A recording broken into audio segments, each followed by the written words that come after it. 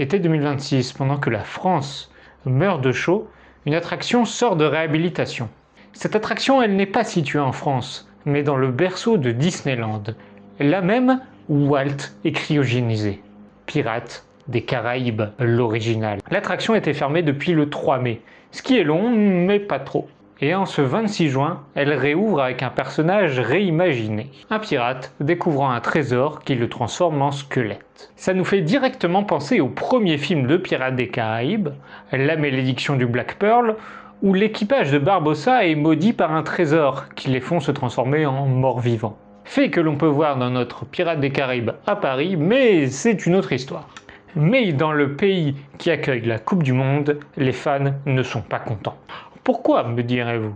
Je vais vous le conter dans ce reportage de la rédaction de Manège, la storyline. Avant d'être un film, Pirates des Caraïbes c'est tout d'abord une attraction. C'est la dernière attraction sur laquelle travailla Walt Disney, car ouverte en 1967, 3 mois après sa mort. D'où la rumeur selon laquelle il serait cryogénisé dans l'attraction. Les designs des personnages de l'attraction, on les doit à Marc Davis. Des pirates très cartoon. Vous vous êtes toujours demandé pourquoi les personnages de Pirates des Caraïbes, Haunted Mansion, Jungle Cruise avaient ce style bien particulier. Eh bien c'est Marc Davis. Walt voulant aussi un style un peu plus sérieux, on retrouve un peu un mix des deux dans l'attraction. Une des premières scènes de l'attraction originale se passe dans des grottes, avec des squelettes. Il y a une ambiance assez lourde et qui fait franchement un petit peu peur. L'ambiance de la scène peut être un peu équivalente à notre dernière scène à nous à Paris. Ouais, celle avec Jack Sparrow, quand il n'y avait pas de Jack Sparrow. Dans cette scène, les pirates sont tous morts en cherchant un trésor que l'on voit au milieu de la scène. La transition avec les pirates vivants ne se fait qu'après dans l'attraction. Eh bien, il est là notre problème en lien avec le sujet de base. Notre personnage est bien vivant, enfin, par intermittence. Et le côté angoissant n'est plus du tout là. Après, comme je disais, c'est aussi un rappel au premier film. Rappel que l'on a déjà dans cette scène, car est présent le coffre aztèque du film. La technologie. Deuxième point, la technologie. Car on peut rien vous cacher, vous, le visage est un écran. Technologie qui s'est popularisée à Disney il y a quelques années, avec par exemple le visage des 7 nains dans Seven Dwarfs Mine Train, ou le visage de tous les personnages de la première version de Frozen Ever After. À cette époque, c'était une projection interne de l'audio animatronique, c'est-à-dire que quand l'audio animatronique ne fonctionne plus, on voit rien. Depuis, Imagineering est revenu là-dessus, comme justement je disais que ça a beaucoup de problèmes comme technologie, par exemple quand l'animatronique ne fonctionne plus, il n'a pas de visage, et en plus ça rend pas super bien en vidéo pour faire la promotion, et pas super non plus visuellement quand on est dans l'attraction.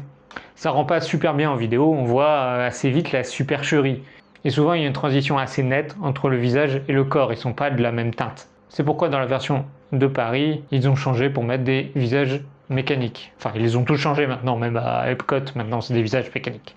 Mais pourquoi être revenu à un visage projeté? Eh bien, je vois plusieurs raisons. Premièrement, c'est le coût et la faisabilité. Je vois pas trop comment faire cet effet spécial sans recourir à de la vidéo. Après, je suis pas imaginaire. Et deuxièmement, ce n'est pas vraiment la même technologie. Là, c'est une projection et pas une vidéo interne à l'animatronique. C'est-à-dire que si l'animatronique est HS, il y a toujours une solution de projection sur le visage. Il y a toujours un visage. Enfin, sauf quand le projecteur ne fonctionne pas. Mais ça, du coup, c'est une autre histoire. Ensuite, le partenariat avec Epic Games. En effet, depuis quelques années, Disney a un fort partenariat avec Epic Games, qui se traduit d'abord par des collaborations Fortnite, des skins Mandalorian, des niveaux Mandalorian. Rappelez-vous, c'est grâce à Fortnite qu'on savait que Palpatine était revenu dans Star Wars 9.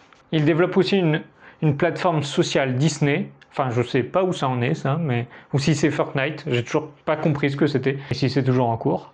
Mais ça c'est un gros truc qu'il développe en partenariat.